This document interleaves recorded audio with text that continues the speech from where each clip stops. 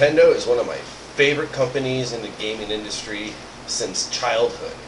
And the games that they released always had the best songs. Memorable songs that you'll never forget. And I know everybody's got their own top 10 list of their favorites, and people sit around and talk about the shit all the time. It's fun to do. And I've been meaning to do this, so let's get it started. Here's my top 10 favorite video game songs from Nintendo. Number 10, Bonk's Adventure, Level 2 music. This music is some of the happiest Nintendo stuff that you're ever going to hear.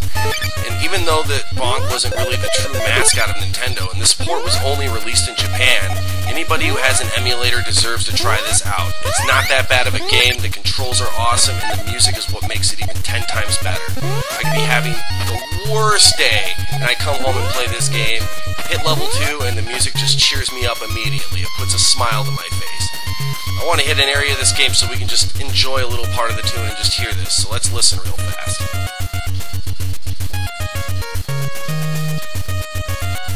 That's fantastic, man. I'm sorry. It's well put together. It's well produced. Whoever wrote this track for this level was just having a good old time with their keyboard, and that's what I see. And he made, video game fans realize that even though Bonk had a really hard head and a tough temper, he was a caveman that killed stuff with his forehead, didn't mean that you couldn't have happy tunes in your video game, and that's why he's number 10. Number 9, Bionic Commando, the Area 5 music. This is some of the best Nintendo tunage you're ever going to hear while playing a video game. And a lot of you probably never played this video game because you threw down the controller after the first 2 levels. It was a very hard game, and if you ever made it past, the top few levels, managed to make it to Area 5, then you were treated with one of the coolest and awesome mood-setting songs that Nintendo ever had on any of their cartridges. And it was Bionic Commando by Capcom, Area 5, man. This is the ultimate shit. I mean, this gets you ready for a fight, man. You can listen to this with other games, that are, next-gen systems. Just turn down their shit, mute it out, fucking put on this Bionic Commando Area 5 theme, and it just sets the mood way better. And I understand that there's a lot of other great BGMs on this game, but this one just stuck out the most. It really got me pumped up. Look at, I got Rad dancing to the tune because he loves it so much. I can't tell you how much I love this BGM. Let's just listen to it a little bit more, man. It's gotta soak in. It's just badass. It's just total badassness. Brad definitely got treated well with his BGMs, and that's why he's number 9. Number 8, Teenage Mutant Ninja Turtles: The Manhattan Project, the Trouble Bridge theme. This is some of the funkiest shit Konami's ever put on the fucking system. I don't even like going into later parts of the level because I just want to listen to the tunes. I don't even want to have any sound effects of me being hit, interrupting the song. That's how great this music is. I don't even want to fight. I just want to jump around and avoid whatever is trying to fuck with me. And eventually these Foot Clan soldiers are going to piss me off with, the attack sound effects. I'm just going to kill them so I can continue to listen to this great fucking song. This is music that gets you fired up before you go to grade school, to have a good day. You're playing Nintendo, you're about ready to go catch the bus, you hear this tune and you're like, fuck yeah, today's gonna be a good day. And that's why it sticks in my head so much. Like, the first 2 games didn't have the greatest soundtracks, but they made up for it, and Konami definitely made up for it by giving 3 one of the greatest soundtracks. And Trouble Bridge is some of the best BGM shit you're ever gonna hear from Nintendo, and that's why it's number 8.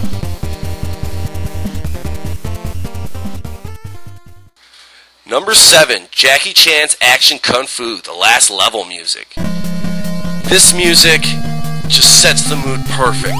You're in a dungeon with skull mountains and fucking lava, flying skulls with butterfly wings, and just weird spiky balls trying to kill you. And the screen's moving faster and faster, and you have to jump more and more precise. It's amazing how this song makes this level work so much better. You could have added a different BGM, and this level wouldn't have been as cool.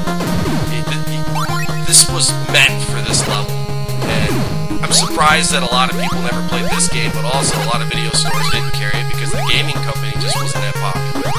But if you have an emulator, play this fucking game just for the music alone. The music is fantastic, and the last level music is just totally worth playing through it.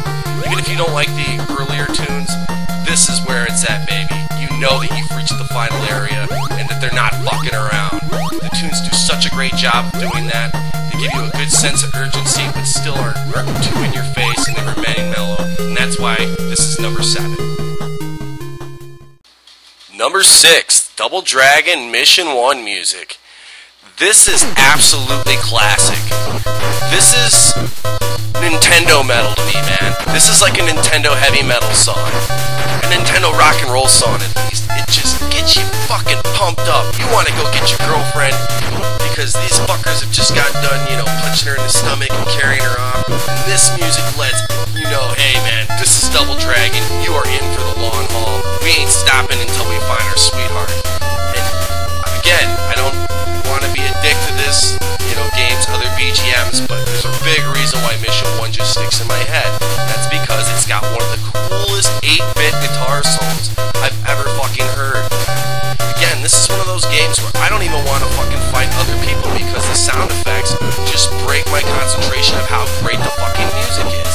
I'd prefer to listen to the music and just sit on the same screen. Fuck that thumb telling me to move forward. I don't even want to fucking move forward. I want to hear the guitar solo. I want to hear the music over and over and over again until I can't fucking take it anymore because it's that fucking good. This is like potato chips. I can't stop fucking eating it. I can't stop listening to it. I mean, listen to this guitar solo and tell me that this wouldn't have been awesome if like a badass metal guitar player actually played it. I mean, I'm telling you, it'd be awesome. Everybody, greatest guitar player in the world, P.P. Johnson.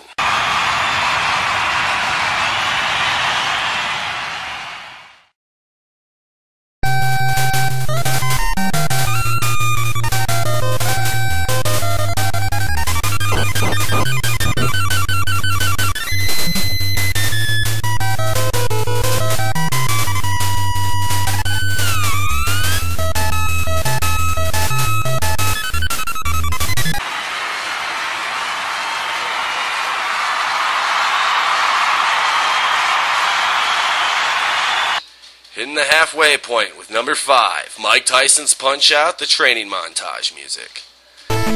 This is a BGM that was a necessity for this game. If this wouldn't have existed in the game, I probably wouldn't have continued to play. This is an awesome way for setting up a password screen and just letting the player know, hey, you're reaching the next level of being the greatest boxer in the world. This song defines that, and that's why it's classic nostalgia, and it's a big reason why this made it to number 5. Number 4, G.I. Joe, The Atlantis Factor, opening title and story music. Yeah, if you don't like the music for the first 5 seconds of, you know, pressing start, then you are a loser. I'm just joking, but if you like G.I. Joe games, you're gonna like this because it's got one of the greatest opening stories. Way better story than the original one that came out probably a year prior to this. And Capcom did the whole background musical scores for this game. Capcom took over after the first one and they fixed everything with the whole shitty music problem, because if you ever played G.I. Joe, the first one, you know that the soundtrack was not this good. And this is one of those BGMs that is so memorable just because of the opening story.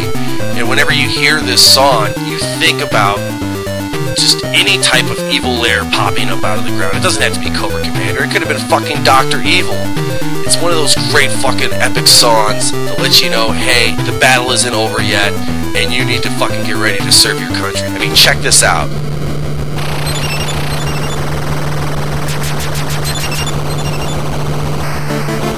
That's right, Joe. Cobra is not fucking dead. He's far from it. And you need to get your fucking balls up and get ready to fucking take on some Cobra Commander soldiers, man, because you are a Joe and it's your fucking duty. This song says all of that. Get you ready for a very excellent game. And like I said, this is not the only BGM on here that is fantastic, but it's the most memorable for me because I never really saw anything like this in a G.I. Joe game. This was something new to me. Capcom definitely spoiled us for the sequel with just better graphics and better music. This is music music that makes me want to go to war. And that's kind of sad because I'd probably die out in the desert, but if I ever joined the army, it would be because of this fucking game. And this song kicks ass. If you didn't know, now you know, and knowing is half the battle. Number 3, Metal Gear 2 Snake's Revenge, the character introduction music. This is awesome tunes. Aside from the text making that annoying noise over this awesome music, it really sucks you in immediately. It makes you feel like you're about ready to play a really badass stealth movie. And you're introduced to these awesome characters that each have their own special powers. And, oh god, this music just gets you pumped up to play this fucking game. It's such a fantastic score, and it's just a great way to introduce our team, and of course, our fucking main hero, Solid Snake. And yeah, I didn't like the first one. The second one definitely improved its BGM, and that's why it was number 3. The runner-up for number 1 on the list was Super Mario Bros. 3, the King's Theme. This is one of the most beautiful BGMs put together for the Nintendo. This is just absolute gorgeous melody. If I was falling into the pits of hell, I wouldn't even notice if this song was playing. And granted, this song is playing during the times where, you know, the king's just been turned into a dog, but I don't even give a fuck. It's just such a beautiful song. I could give a fuck less about the king's troubles. I just want to hear the tunes, and that's why this made it to number 2. For those of you that know me, you probably know what the next on my list is going to be. But for those of you who don't know me, prepare yourselves to hear the greatest melody ever put into a Nintendo game. Number 1, Mega Man 2, Bubble Man's theme. Alright, yeah, I'm obsessed with this BGM, and I know there are a lot of great boss themes with Mega Man 2 that I'm probably overlooking right now, but they don't shake a fucking stick to Bubble Man's theme, I'll tell you that right now.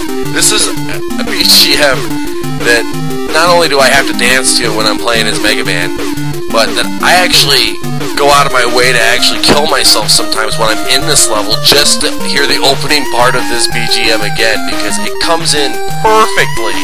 It's got this 8-bit saxophone that leads into 8-bit guitar soloing that's absolutely perfect. It's heaven to me, man. I mean, fuck it. I'm just gonna kill myself so I can hear it again.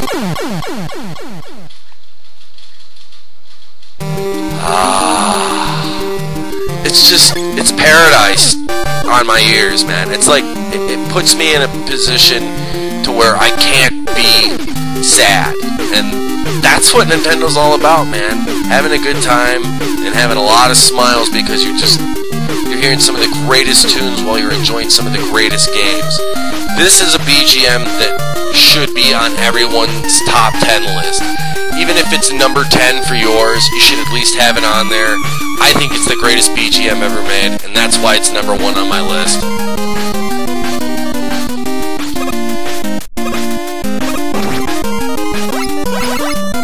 So, that's the end of the list. And until next time, when I do my top 10 favorite Sega background musical scores, Team Meteor, go!